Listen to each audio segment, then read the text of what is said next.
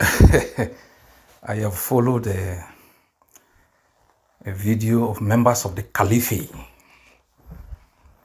discussing about the peoples whose life does not matter, the Amazonians. What good have they done in the recent years that will make Anglofools to believe that they are fighting a cause for them? If not, when you go to the West region to kill, you do not have any detector to detect that I'm killing a Francophone or I'm killing an Anglophone. They kill it at random. They didn't go to specific houses to kill. When they burn the shops, they were not looking, they didn't know whether they were burning a shop of an Anglophone or a Francophone. The foolishness that they have is that they don't know that even in Birmingham we have Anglofools and Francophones. So if in their minds, foolish the way they are, they think that they are attacking the Francophone, it is still foolishness. Let them even know that more Anglophones are up in the west more than they are even now in Bermuda, because many people have run from Bermuda to the west, and when you come and kill randomly, what are you doing? You are shooting yourself on the foot because you are killing your own brothers and sisters. Once the military has gone, they come back and start talking about black legs and all of those and flexing. Don't plant bitter leaf and harvest sugarcane.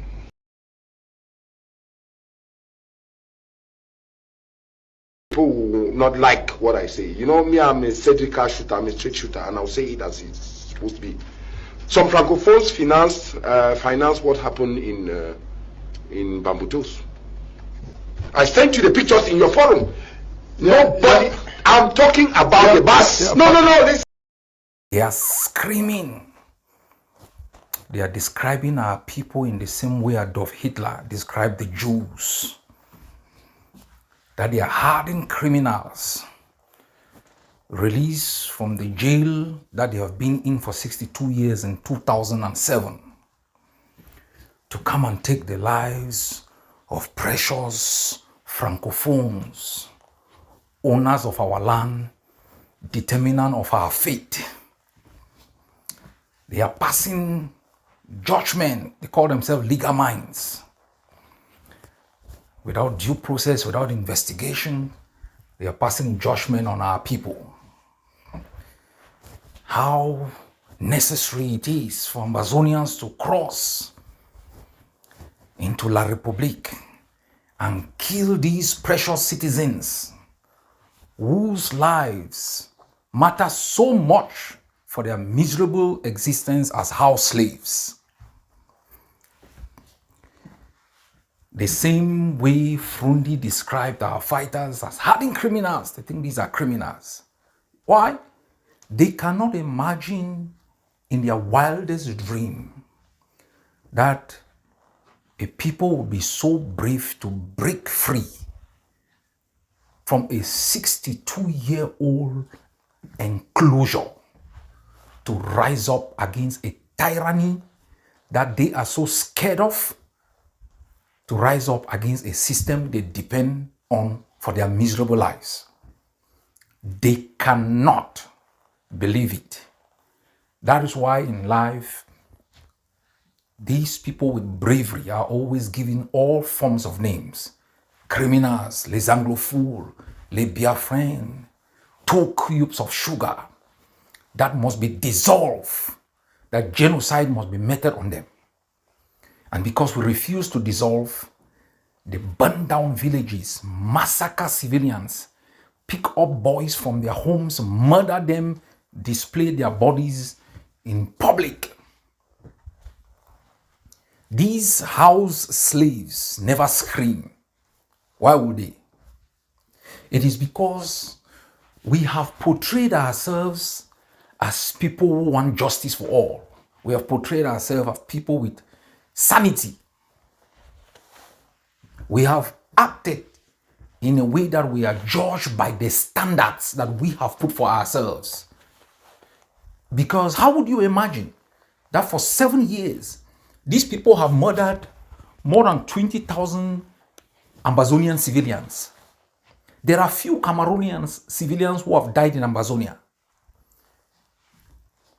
How would you imagine that these people have burned down thousands of villages And we have not been able to burn down a single village in Cameroon. How will you imagine that we have more than 4,000 people scattered across the jails of the enemy in their country?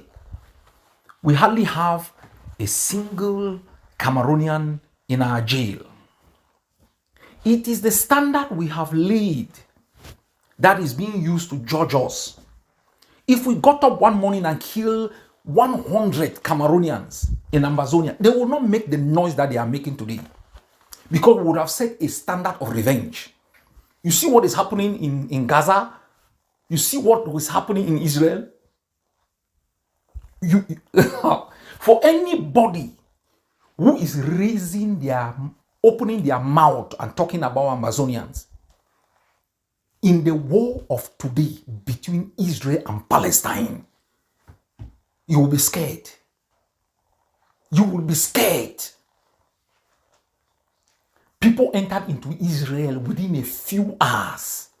More than 1,000 people are killed, not military. More than 300 are taken into captivity.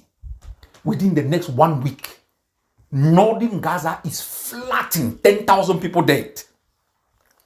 You want to open your mouth, you are shouting nonsense about Amazonians.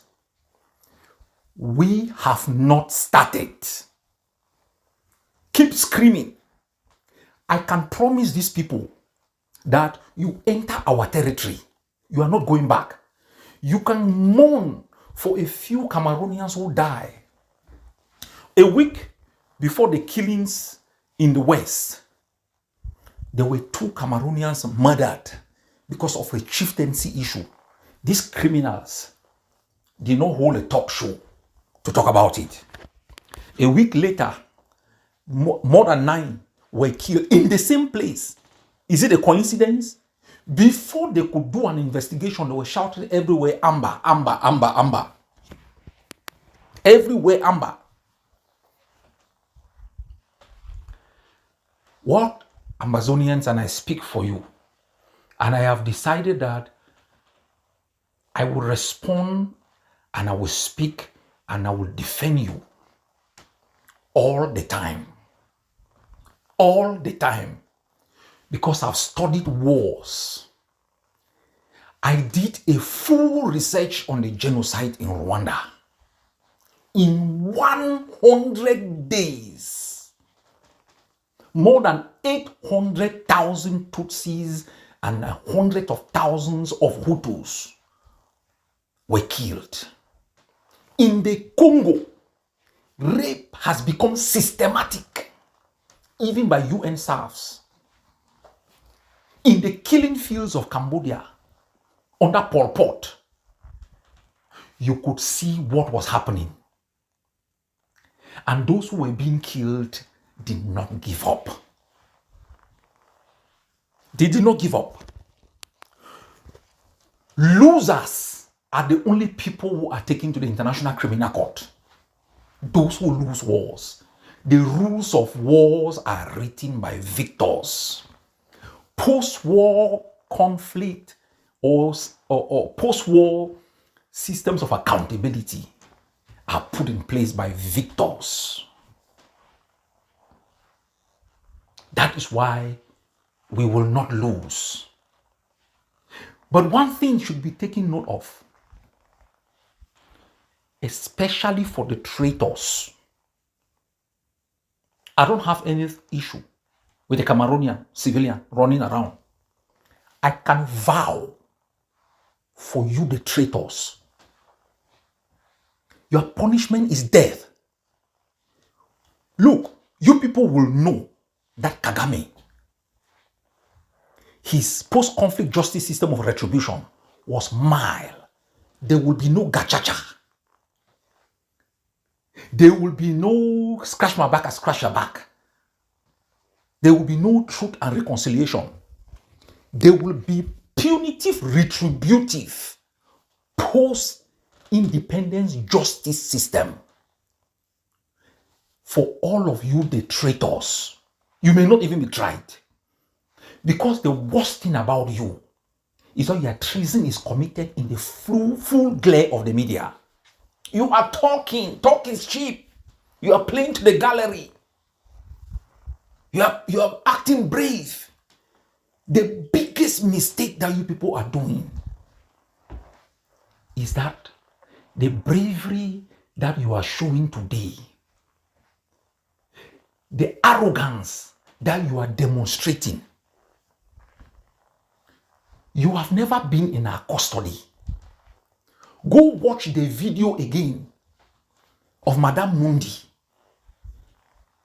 You will not open your mouth, because when you enter our barrack and we play back your video, your tone will change. You see me, as I'm talking, I have said to my family, the day by any means you hear that La République has kidnapped me, they will drop me from the plane into the Atlantic Ocean. None of them can lock me for one day. You cannot lock me for one day. Go ask the Germans. Though I will not compare that jail with Kondengi and others, go ask them that on the 24th, they came and asked me if I could leave prison.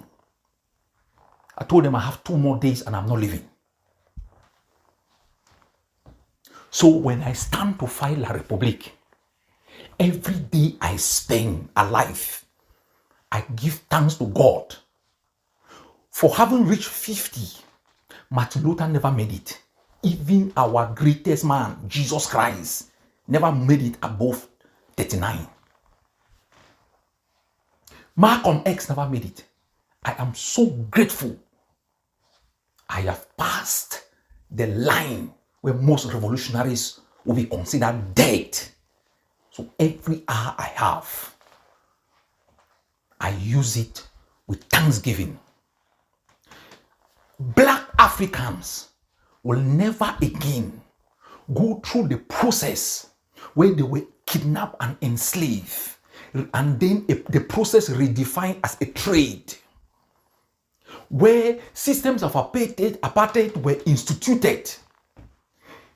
They deprived so many blacks in South Africa of opportunities, give them pseudo-political independence, kept the economy, kept the land, and they are still slaves. Where systems of exclusions were instituted in the United States. And then you find 50 years after, civil rights are being rolled back.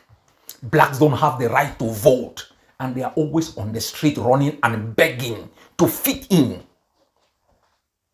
This generation in Ambazonia will not fit in. We are not striving to break out to break in. We will teach you people a lesson you have never learned. Keep screaming all the videos we are keeping. One day we will hold you. You don't have bodyguards. One day we will pick you up. You will not relive the Mundi saga. You will not. When we told quarterheads in Bamenda that you go organize any fake election on Angwafo at your peril, they thought we were joking. The next day, they were in custody. My phone is full of, oh, please, we are begging. I don't listen to we are begging anymore.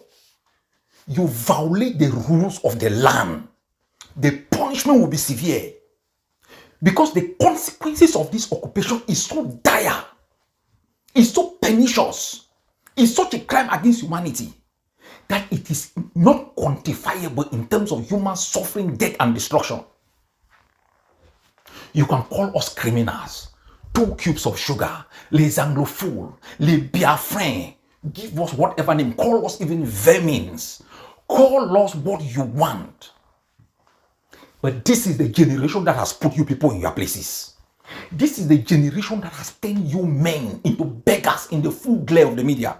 This is the generation that has vowed that they will arm themselves to redefine the contours of the Gulf of Guinea. And we are not ending there. We are pushing it into other nations, whether it's Biafra, whether it's the Oduduwas. And we are not going to stop until men and cowards and beggars like you all are put in the rightful place where they belong.